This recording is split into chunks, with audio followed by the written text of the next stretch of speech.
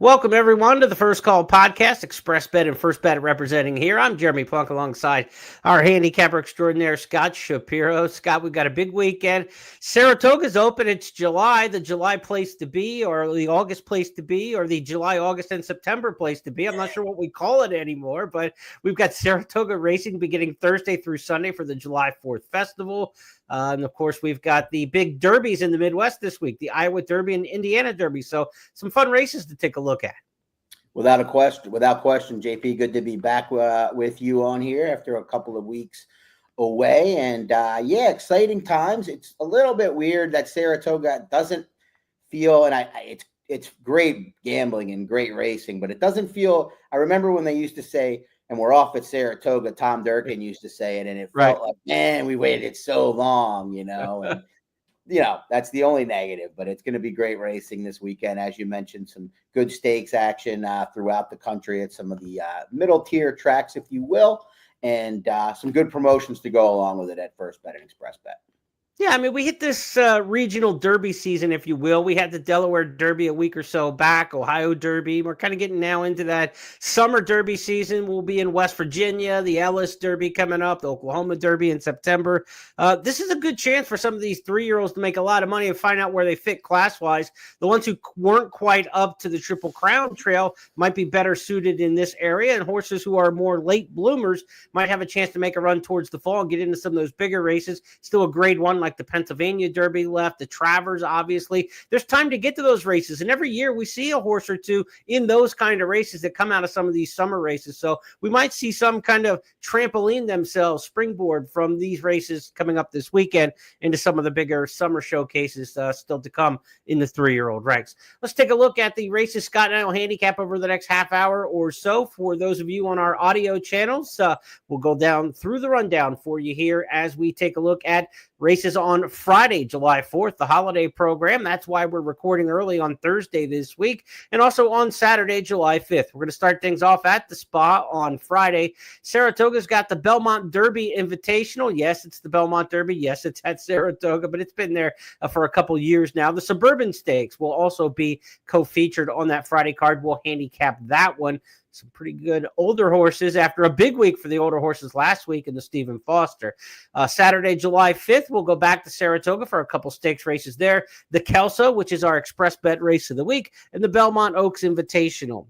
The Horseshoe Indianapolis, we go for their big day of the racing year. 2 stakes that we will handicap include the Schaefer Memorial and the Indiana Derby.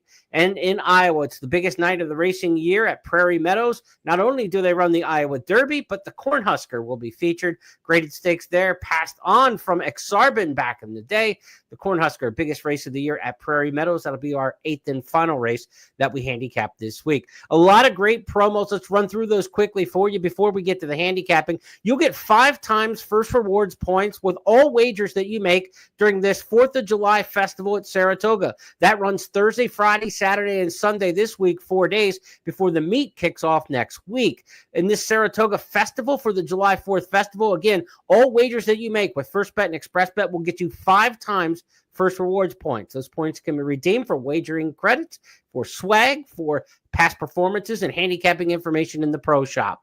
At Horseshoe Indianapolis this weekend, we've got a late pick 4 hit and split. I believe it's races 10 and 13. $2,500 extra for you. Not only do you get your pari-mutuel winnings if you hit the late pick 4 on Indiana Derby Day, but you'll share $2,500 in additional cash prizes with just other players on the platform who take down the late pick 4. Be sure to opt into the promo so you can take advantage of all these. And at Prairie Meadows on Friday and Saturday, 2 nights, there's a bet 100, get $10 promotion with First Bet and Express Bet. So if you bet $100 on the card Friday, you'll get $10 in wagering credits back into your account. Same thing goes on Saturday, so you can bet up to $200 for the weekend, get 20 back Friday, Saturday at Prairie Meadows. Be sure to take a look and take advantage of all of those promos. All right, Scott, you got all that. We're ready to go. Let's get handicapping for the July 4th program. We're going to start race number 9 at Saratoga on Friday, 1 1/8 on the grass for the Belmont Invitational Derby. It's been a lot of money put into these 3-year-old turf races in recent years. This one, a $750,000 person, a grade 1 moniker to go with it. Who'd you end up with in the Belmont Derby? Well, I think it's interesting. Probably Final Gambit came because of the $750,000 grade one purse. I wouldn't know. Mhm. I don't know if the purse lured anybody else in the field. We will lose Flying Mohawk in here. I was looking forward to seeing him run back on the turf. Hopefully, we'll see him back in action soon. I landed, excuse me, on number 5 test score in here, but I gave a long look to number 1 Tank, who I think has a very big tactical advantage in here. Just a little bit worried about the Florida bred not only moving up in competition, but a mile and an eighth over the Saratoga saddle. A lot different than a mile and a 16th at Gulfstream. Right. And I think test score is going to sit the trip. I think he has enough tactical speed in a race that has so little other early speed, especially his main rivals. And I was a little bit dubious of the Transylvania on April 7th, which is the race he won, and we'll see here in a moment. But the American Turf, to me, he ran huge. A Zulu Kingdom is shown to be a real serious horse. And most importantly, this horse was down on the inside throughout that race. And the inside was proven not to be the place to be that day. And it really rarely is when it's wet in these days at Churchill and they run on it. You know, we've seen it in Derby week. I think he ran huge to finish second. And I think he's going to get the perfect trip. So 4-1 on test score would be a very, very tasty proposition for me. Let's go back and take a look at his win in the Transylvania 2 starts back, and then we'll talk about this field a little bit more in the Belmont Derby. Ibago leading Clock Tower by a length around the far turn. Maui Strong is third back toward the inside, a quarter mile to go. Test Score is next outside of Chasing Liberty, still 5 from the front. And Ibago is still the one to catch as Maui Strong looks to the rail. Clock Tower to the outside, now Chasing Liberty coming, then Test Score, followed by Reagan's Wit, still 7 lengths away. Scipio 7 from the front. Test Score comes forward. Maui Strong to the inside. Maui Strong, Test Score, then Chasing Liberty. Scipio on the extreme outside. It is Test Score in front for Manny Franco, and Test Score has won the Transylvania. All right, Scott's top pick, and there is Test Score. A couple other names of note in here. You've got New Century, a horse we've seen over here, 4th in the Breeders' Cup Juvenile Turf last year, won the Summer Stakes at Woodbine. This is a horse who, in the American Turf, ran 3rd, just a nose behind, since moving to Brendan Walsh's barn. So an expatriate, if you will, from the British racing circles, and New Century now bedded down with Brendan Walsh. What do you think? Second time U.S. with these trainers. A lot of times they say first off the plane is when you want to catch some of these horses, but with a trainer change to Brendan Walsh, do you think New Century improves off of that race in the American Turf, or do you think he regresses, or do you just think he'll run his race and it won't be enough? I kind of think he is what he is at this point, and that may sound odd. You know, he has a grade 1 win and he ran 4th in the Breeders' Cup Juvenile Turf. I think we can expect him to run his race, but you know, he had every reason to finish ahead of Test Score last time. He didn't have a great trip. He was down kind of on the inside for part of that race, and then got out and, you know, into the 2 path most of the way. You know, obviously he merits major respect, but I don't know how much they're going to bet Final Gambit off of the dirt and all-weather form. I wouldn't be surprised if New Century goes off favorite in here. And at that, you know, offering, I really wouldn't be very excited about him, but I'd be pretty surprised without a trip if he doesn't hit the board. I'm with you. I think New Century's going to go favorite in this particular spot with that British form, the race in the American Turf last time. He was 9-2 in the American Turf last time. Test Score was almost 6-1. I don't think the price is going to flop a whole bunch off of a nose effort. So I think New Century will get bet in there. You mentioned Flying Mohawk is a scratch. Some news there. One of the co-owners, Jason Worth of 2-8 Racing, put out on Twitter the horse suffered about a colic overnight, a night or so ago, and had surgery for the colic. So best wishes out to Flying Mohawk. Hopefully we can see him back to the races, but not an injury, but more of a medical issue with him with the colic, an intestinal tie-up, if you will, with colic. So Flying Mohawk, we wish him the best, obviously, but he will not be competing. We'll scratch from the Belmont Derby Invitational. Also on the 4th of July card, the Suburban Stakes. This feels real. The 4th of July should have the Suburban. We talk about all these NYRA Stakes races moving over the years. We don't have the Met Mile on Memorial Day, but it feels right having the Suburban on the 4th of July. It's almost like the Nathan president's hot dog eating contest. You know, you just expect some things on the 4th of July. The Suburban is one of those. This is a pretty good field in here for the Suburban, including Locked. Locked was disappointing last time out in the Ali Sheba when running 4th behind Fierceness and Most Wanted and Hall of Fame. But prior to that, his win in the Santa Anita Handicap was big time, and it kind of made you think this horse is going to be a serious factor in the Classic division this year. Second in the Pegasus World Cup. Prior to that, he had won the Cigar Mile last year. Locked at 1.25 miles in Grade 2 company. If he is a serious Breeders' Cup Classic horse, he has to win this race, doesn't he? Absolutely. This is a big moment for him, if you will. I mean, he's already had a great career. Todd Pletcher, these owners, they have tons of good horses. But for him, he added the blinkers 2 back, and he tried the 1.25 miles out in Southern California, and it kind of felt like that was the best race we saw at that point all year. And, you know, there's been a lot of great performances, but it was certainly up there. Mm-hmm. But he really disappointed in the Ali Sheba. Now, he was up against it from a flow and racetrack perspective to an extent, but he didn't fire at all. So you've got to ask yourself, is he going to bounce back necessarily, or did that monster effort and the trip out west take too much out of him? Yeah. If he just runs back to some of his other races, I think this is much more wide open than the tote board is going to suggest. I've been on Disarm for about 1.5 years, thinking this 5-year-old at some point was going to be one of the top 4 or 5 handicap horses in the country. Son of gun runner out of Easy Tap. I mean, everything about him is his running style. He's never out of it. He's versatile, but he just never seems to have that finishing guts. And for him, against lower-level horses, he can get there in allowance company. His last 2 wins are in allowance races, but his only stakes win was the Matt win last year after the Triple Crown season in the stakes ranks. He's a horse who's just an underachiever. Can he get over the top here? I don't know that the 1.25 miles in here is actually his best distance either. Well, I do remember really being a fan of this horse back when he was on the, made his appearance, if you will, on the Derby trail. It felt like he was really getting good. I mean, we like the late pace ratings at Brisnet as a good sign of horses finishing and being in good form. He, rattled off a bunch of those. But he, like you said, he always is kind of disappointed for different reasons. Steve Asmussen's added blinkers, taking them back off. Mm-hmm. Cut below, but I'm not necessarily sure if the 1.25 miles is a hindrance for his chances. Who do you like in here then? If we think Locked might be an underlay price, if Disarm there's not a high trust factor for, who'd you wind up with?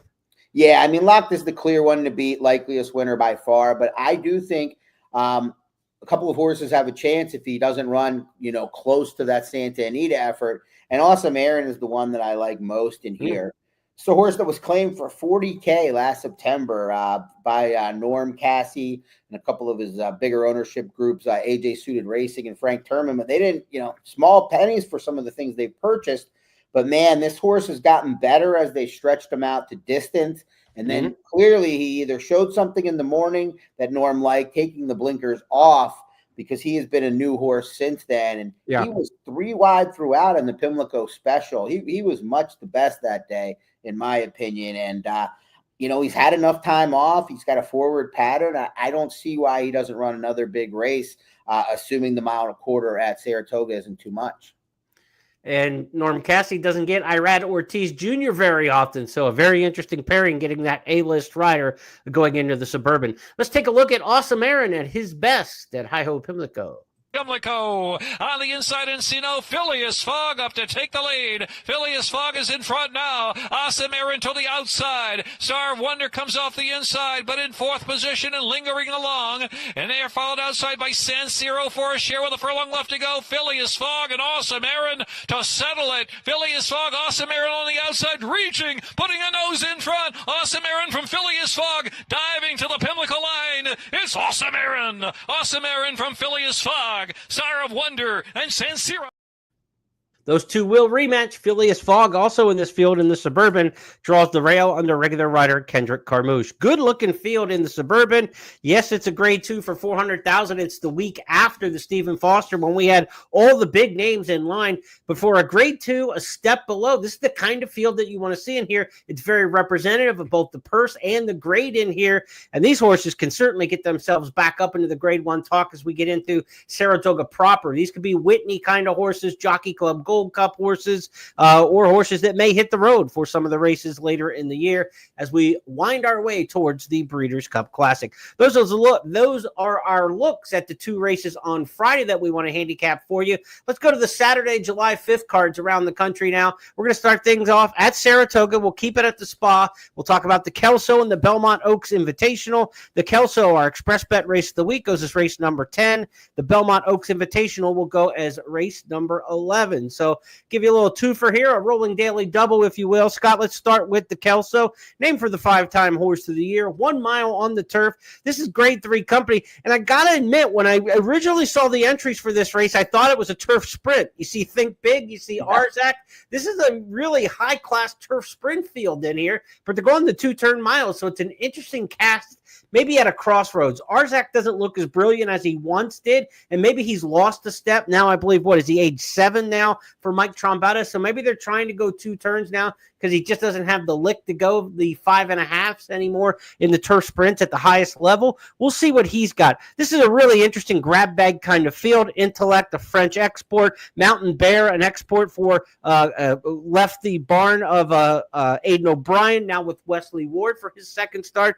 Really kind of a real crossroads kind of race. Yeah, and Victor Espinoza, at least reported on the Mountain Bear mount, and he weird horse Mountain Bear was. I mean, he looked like he couldn't lose on paper in that race last out, and clearly not the horse that he looked like he might be on paper from previous form. But it is an interesting field, but I think the turf sprinters in there might not be speed horses in turf sprints. Right. It's unlikely that all of them will decide to not be more aggressive stretching out, because it's really hard for these horses to outkick off the pace horses with foundation.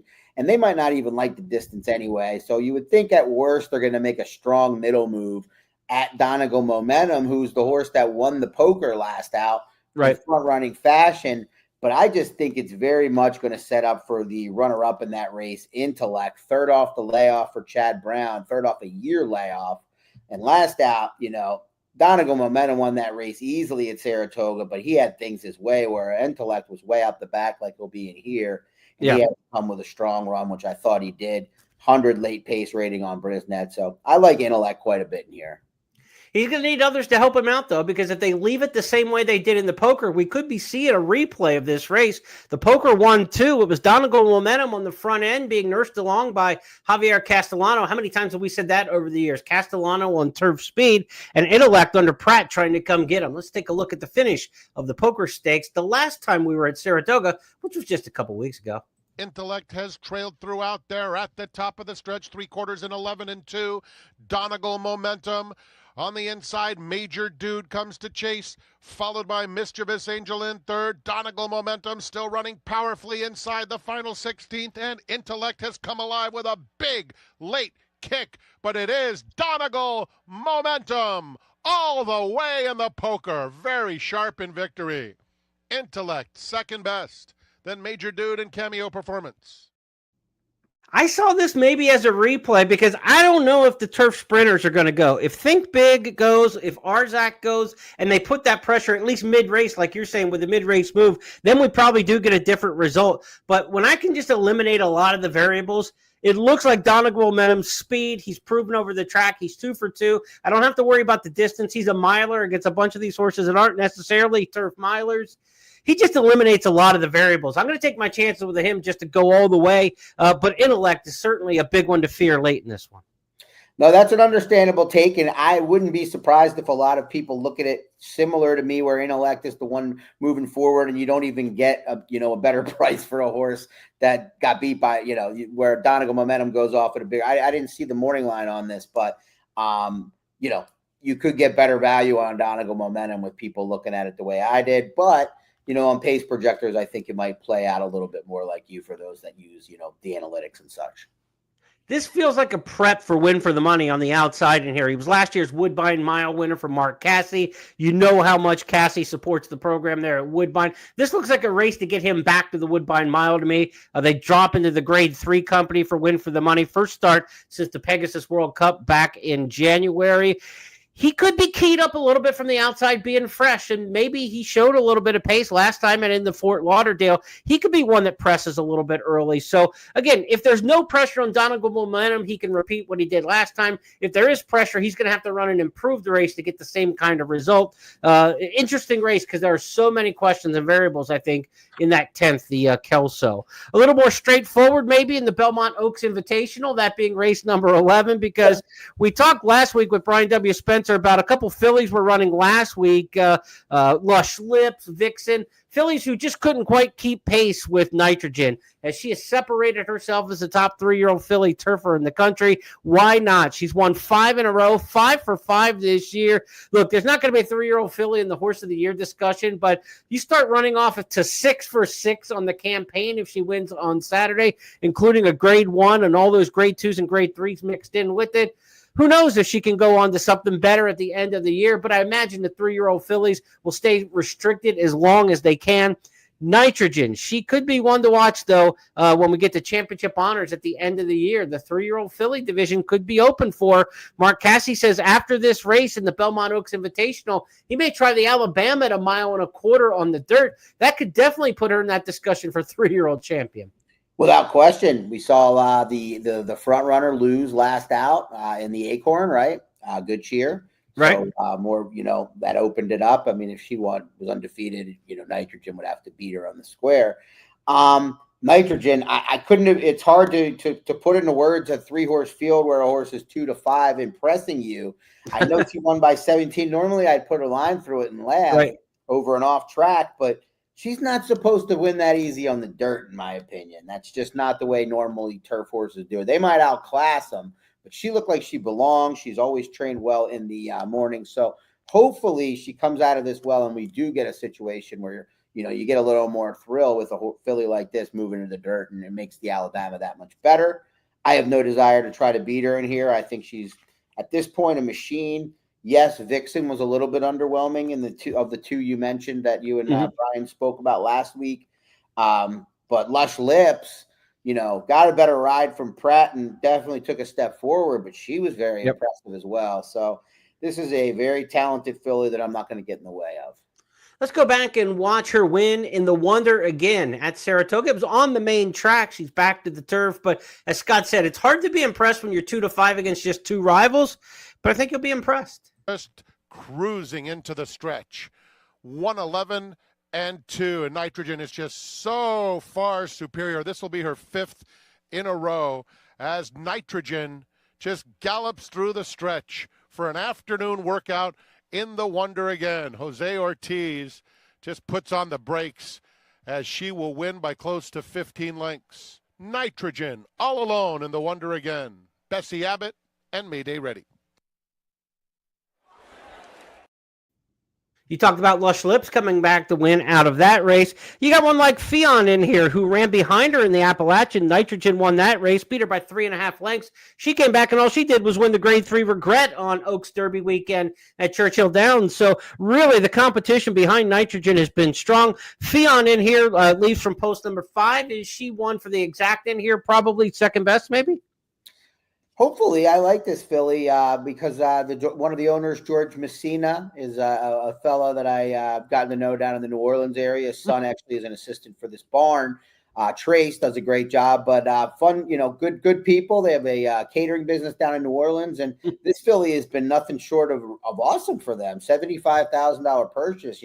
Brad does not, usually his obviously gets the big ticket items as well. And now you get Pratt, no disrespect to the other riders that have been aboard, but it's night and day to basically, you get the best in the country at what he does. So I think Fionn is set for a big race, but, we're talking a different level of competition with Nitrogen.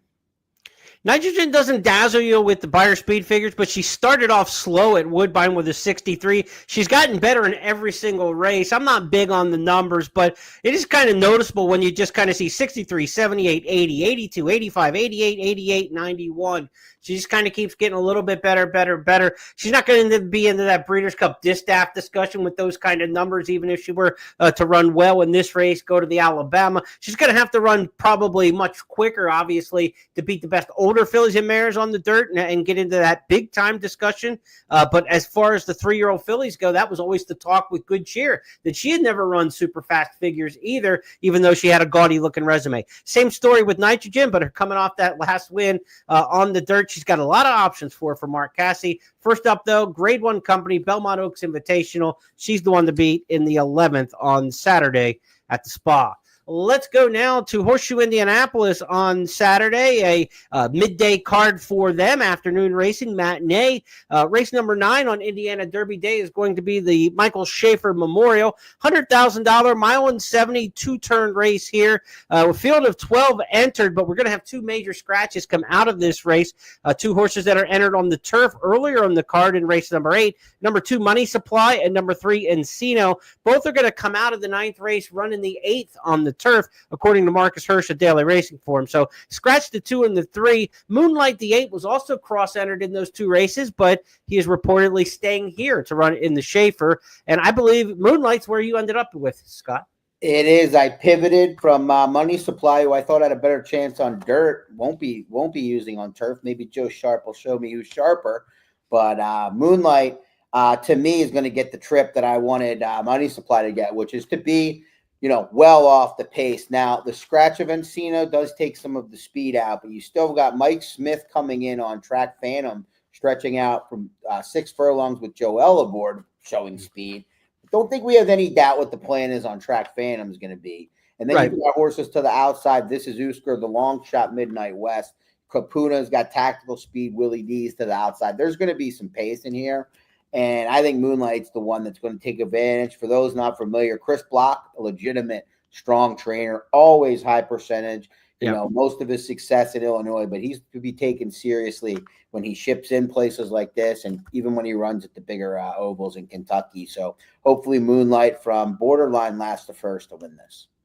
We talked about some interesting jockey combinations with trainers that we don't see too often. Irad Ortiz with Norm Cassie on your selection, I believe, in the Suburban. Here, Willie D's is Mike Maker and John Velasquez. You don't get that one very often either. Johnny V not riding Saratoga on Saturday, going to Horseshoe Indy to ride Indiana Derby Day. Some interesting pairings there. Johnny V is probably going to take some money in an undercard race like this aboard Willie D's and maybe be an underlay probably for the horses' relative chances. But that name, Velasquez, in the program showing up in race number 9 in the Schaefer is certainly going to attract some attention.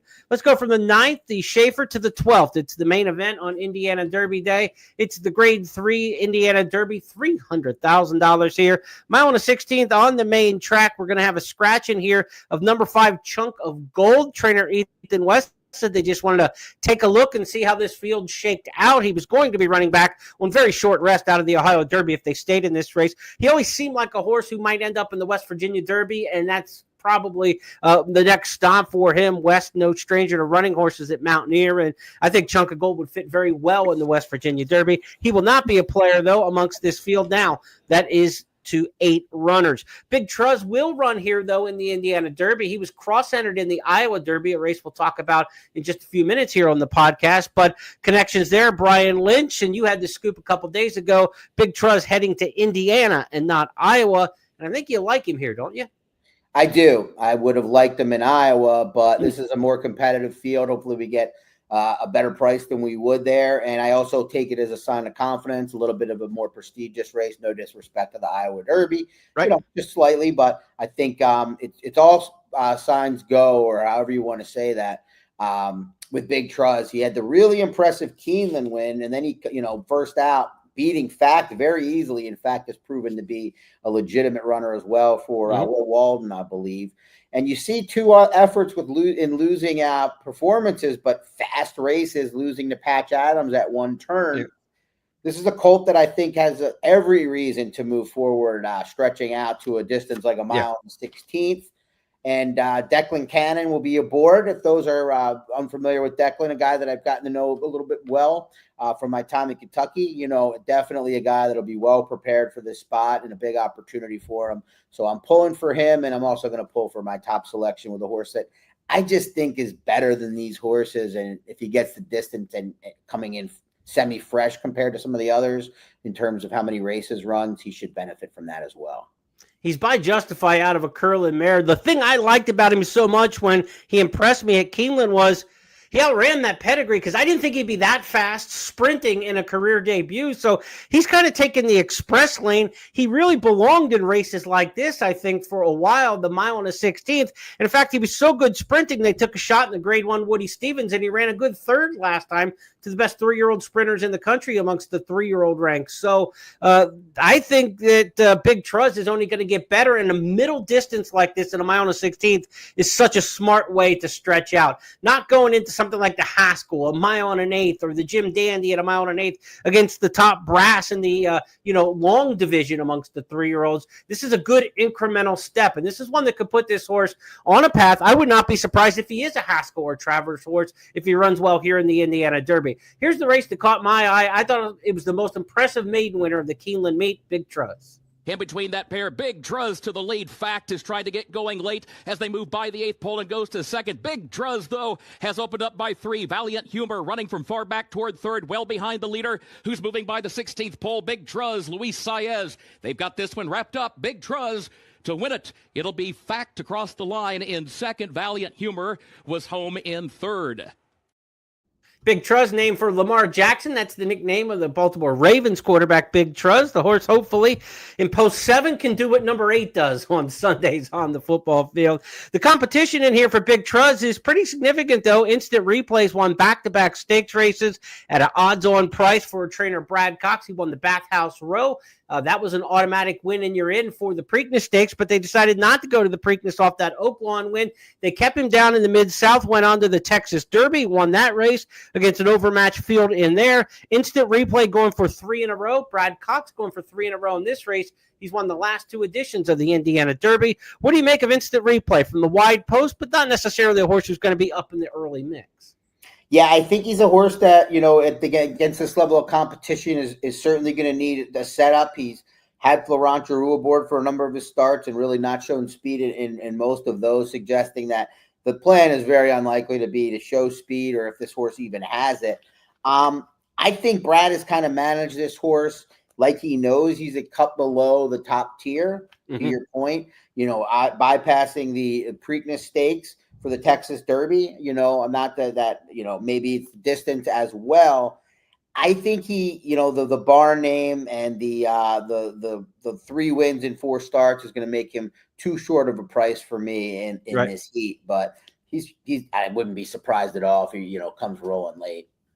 Talking big names doesn't get any bigger than Pletcher and Velasquez. They've got Tip Top Thomas in here, a horse who off his debut win and second in the Champagne was one of those horses. Everybody was kind of in the Naira followers. We're all excited to see heading towards the Triple Crown Trail. He just never kind of got back to the races in time to be of any consequence there. Returned at Keeneland, a disappointing 4th in Allowance Company, but his last at Aqueduct was more like it. Wire to wire going the 1-turn mile. He's never gone around 2 turns. He's by Volatile out of a Consolidator mare. Not sure how far he'll go, but John Velasquez giving up the Saratoga weekend to ride here on Saturday, July 5th on Tip Top Thomas.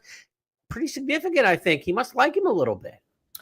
Yeah, that's an interesting angle that I didn't really take into account when handicapping a horse that is a little bit tricky for the reasons you mentioned. The pedigree doesn't say he wants to go any further than he has. And, if you're looking at your past performances, he's never gone 2 turns. He's running a mile, but those are two 1-turn races at Aqueduct in your racing form or wherever you're looking at the PPs at. And look, he's been well backed. He's run incredible races. I just have concerns on whether the distance is going to be his friend. I think it could go either way, though. And, I would let the tote board decide how I'm going to play him if I'm playing verticals with Big Truz, who is, a single type or a key for me. We'd be remiss if we didn't mention the 2 Kentucky Derby alumni in this race, Publisher and Cole Battle. They were 2-3, Cole Battle running 3rd, and Arkansas Derby runner-up Publisher when they matched up 2 starts back. And, of course, Kentucky Derby wasn't a good performance for either of them. 11th for Cole Battle, 14th for Publisher. Publisher still a maiden, but he fits with these, obviously. He's 4th in the Rebel, 2nd in the Arkansas Derby. He's got some good running lines behind him. Of course, he only got beat 2 lengths by Sandman in the Arkansas Derby. So he fits in a race like this. Mike Smith will ride for Steve Asmussen. Again, that's an old school jockey trainer combo from like Remington Park in 1988, maybe, but not. We don't see Smith and Asmussen team up a whole lot. Who was the big mare that Asmussen had that he rode? I think. Well, you got me on this. Yeah, I stumped myself, but Cole Battle, obviously a fan favorite. The rags to riches story with him coming out of Evangeline Downs and ascending towards the top of the Oaklawn division this spring. He didn't run well in the Kentucky Derby. It counted a little bit better for himself in the Matt Winn when running third. I thought it was interesting that Lonnie Bradley said that he needed a race between the Matt Winn and the Ellis Derby, and that's why they're here. You don't hear that discussion very often. I really don't think you do, but he's sipping that Kentucky water or whiskey. Well, maybe one of the two. He's been, he had some good runners at Churchill coming in off the Cole Battle high. I think he tried harder maybe than the running line suggests in a 4-horse field last out when Burnham Square kind of sat on the rail, maybe cost him the race, but he also didn't try to take it to East Avenue whatsoever. And Cole Battle tried to win the race off a slow pace with one of the best, with a legitimate speed horse on the front end, and he just tired a little bit late. I think he's the likeliest horse to me to hit the board in here, even more so than Big Truz, just because Big Truz has question marks about the distance and whatnot. But he's probably going to be the favorite or one of them, and that makes him a little bit tough for me. I don't. Mike Smith on Publisher does not seem like a good fit. If you looked at this one's best efforts, they come with Pratt aboard, and the Derby, you could put a line through. That's fine, but I don't know if I will. I don't know how I like this fit. He's going to need Master Controller and Tip Top Thomas, amongst others, to battle on the front end to make any sort of impression. We're in agreement here. It's Big Truz for us in the Indiana Derby. Scott and I both really high on this horse. And again, I will not be shocked if he's a horse that we're talking about with some of the big summer races going even longer. Pennsylvania Derby could be a good race for a Big Truz later in the season. Maybe even something like the Travers. I would not be shocked if he's that level of horse. I don't think anybody's getting in line right now to run against Sovereignty and Company in a Travers situation. So again, he could be a good horse for the Pennsylvania Derby. Midnight Bisou was the one I was trying to remember. Asmussen and Mike Smith teaming up with a really big horse. So it took me a little while there. And if anybody noticed my eyes glancing down while you were talking there, I was on my phone looking it up. I was like, I know I got to come up with this. So I cheated. I'm happy you did. My day is better. Iowa Derby next up, and also the Cornhusker. Those are the last two races that we're going to handicap here on the podcast. Want to remind you with Prairie Meadows, if you bet $100, you get 10 back on the Friday night card and Saturday. Big card on Friday includes sprint races, the Iowa Sprint, also the Saylorville, I believe, and a couple other nice races on the Friday card. And then on Saturday, Iowa Derby and Cornhusker. Bet $100, get $10 back. Be sure to opt in the promos with First Bet and Express Bet. That's the Prairie Meadows action. Iowa Derby, Cornhusker. They will go as races 7 and 8 back to back. If you got a strong opinion, you can parlay them together into a rolling daily double. 7th race on the card is the Iowa Derby. We mentioned number 2, Big Truz will scratch out of this spot. That's going to leave Magnitude a big favorite in here, which is kind of funny because he was 43-1 the last time we saw him. That was a win back in February's Risen Star. But he won so fast and by so far, he was one of the favorites for the Kentucky Derby before he ended up with an ankle chip. He's been back training right on cue. He's got 6 workouts for the return. This is a smart and good spot for him at 1:16 over a speed favoring track at Prairie Meadows against a less than stellar cast. So Steve's doing right by the horse, I think, and bringing this horse back in this kind of spot. Let's give the fans a chance to remember what we knew of Magnitude back in February. For Luis Saez, and East Avenue is running in third but under pressure. They straighten for home past the quarter pole. It's Magnitude. 3/4 in 1 minute 10.95 seconds. Magnitude coming down toward the final furlong. Holds a 3-4 length lead on Built. And then American Promise into third. Chunk of Gold is in fourth. East Avenue is well defeated here at the fairgrounds today by Magnitude, who just keeps on rolling for Ben Curtis home. It's Magnitude. Magnitude at 43-1, wire to wire in the Risen Star. Second close.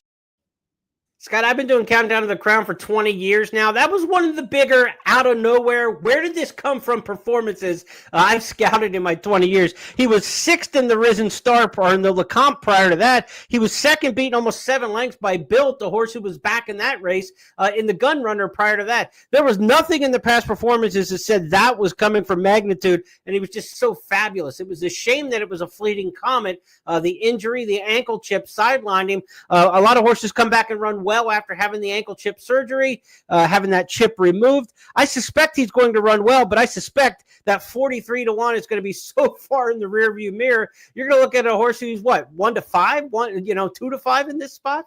I think so, and that's the part that is key here. We obviously anybody can look at the race and know Magnitude's the likeliest winner, but a couple of things about that Risen Star. Not only did it come out of the blue, which I'm always leery of, and then an injury, whatever, whether the odds are horses recover from it and whatnot. But when it comes out right after that monster effort, I am leery. Now, I trust Steve Asmussen as much as probably any horseman, to your point about doing right by the horse.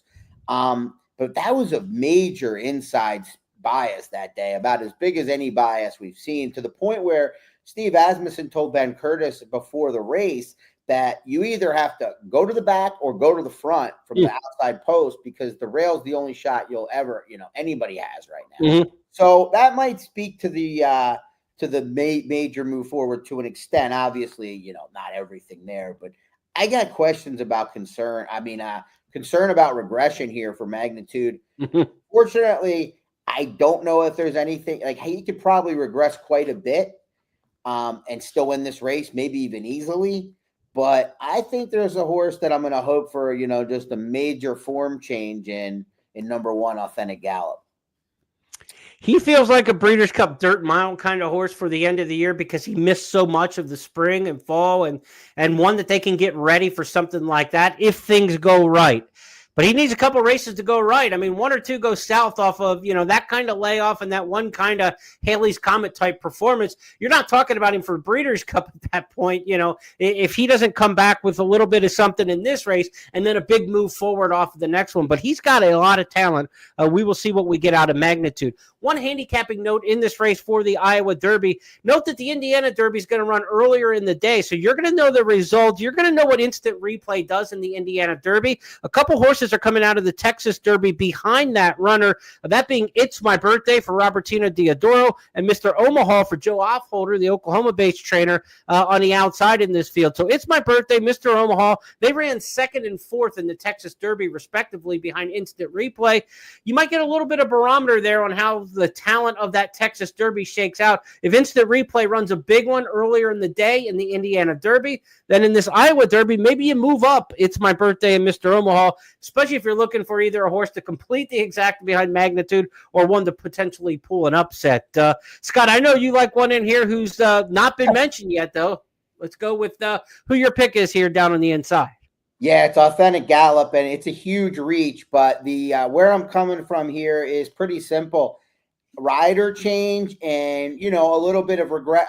You're obviously banking on Magnitude regressing if you're betting anybody else.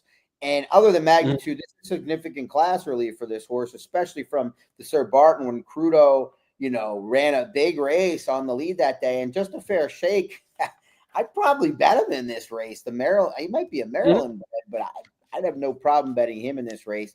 I'm just hopeful this is a $300,000 purchase with Brian Hernandez Jr. that, I don't necessarily know if Kendrick Carmouche and Javier Castellano are the ones to maybe relax a horse that needs to be relaxed. No knocks on them, lot of wins.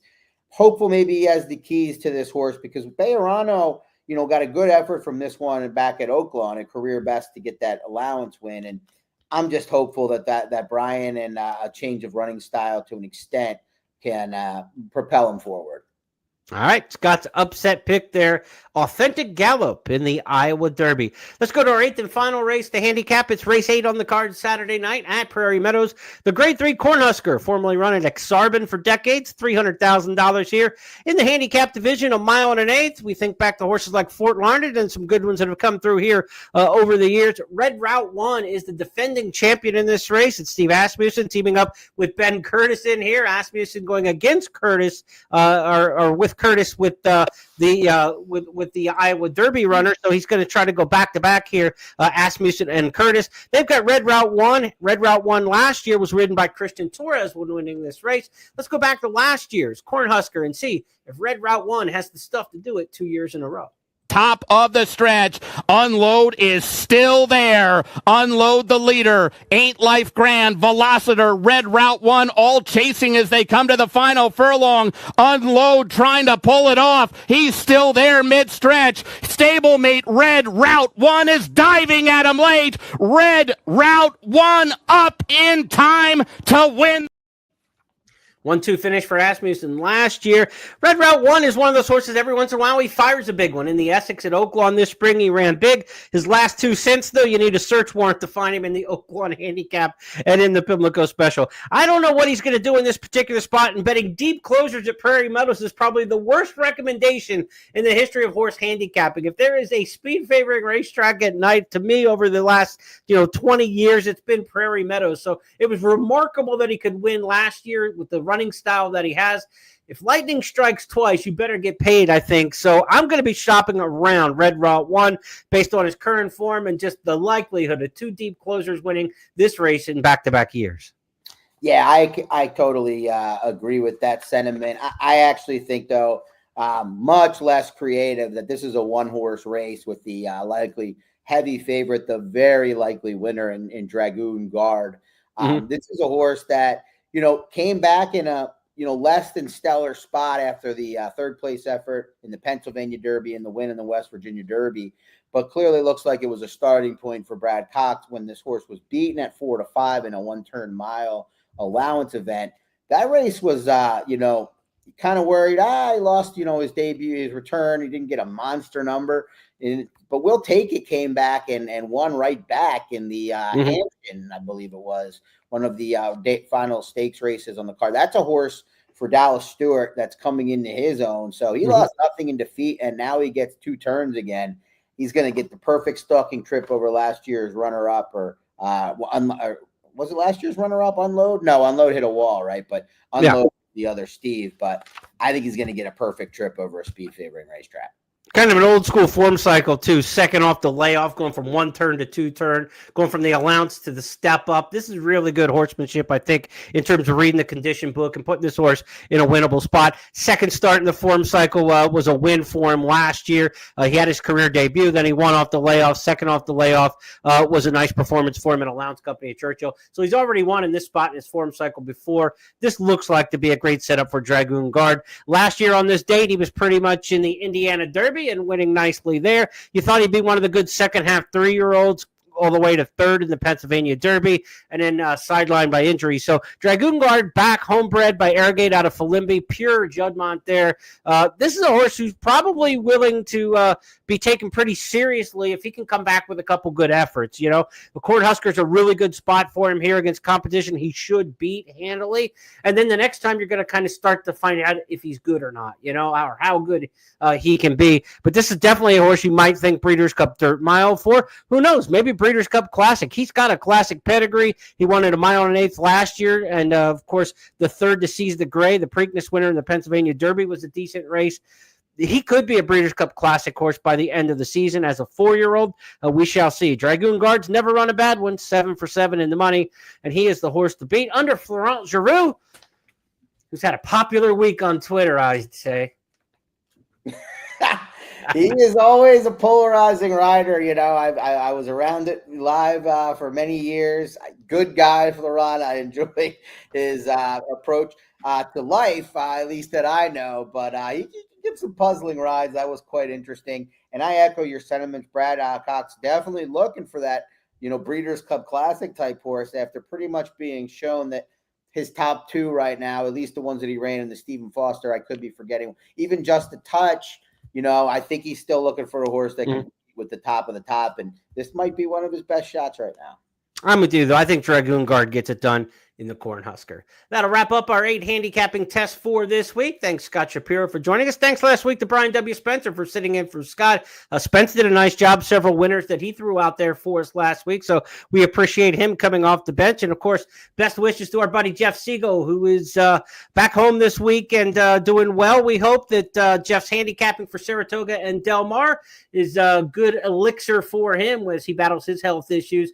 Jeff's announcing yesterday that he's going to do daily selections for Saratoga, beginning with Thursday's card. He's got his best bets on the card for Saratoga, so you can check out Jeff's best bets for Saratoga each and every racing day at news.first.com and at expressbet.com. And Jeff also says he's going to take on the full card each day at Del Mar. So Mr. Siegel might not be in the podcast, but I guarantee you he's handicapping. I got to tell you, like last week, he was chomping at the bit to get at his computer and get into handicapping some races. So looking forward to that. Jeff's got his best bets for Saratoga Thursday up on the websites already for today. So it's an early edition of the podcast. If you're watching during our normal Friday time slot, enjoy the 4th of July holiday and this big weekend. Scott will be back. Scott and I will be back next week for more handicapping. I'll be back on Tuesday this coming week for the It's Official podcast to wrap up this big weekend that includes the 4th of July Racing Festival at Saratoga. We don't get to say that often. Hopefully we don't say it too often. We're looking forward to that NYRA schedule getting back to a little bit of sense of normalcy in the future. Scott, let's give you the final word on this weekend. Yeah, no, echo the sentiments on Jeff and his health. Great to see him fired up for both the big summer meets. And thanks to Brian for filling in when I had a few days off there. Glad to hear you had a couple of more than a couple of winners. Yeah. But I hope you enjoy your 4th of July holiday, Jeremy, and everybody out there. Have a great weekend, everybody. Talk to you next week.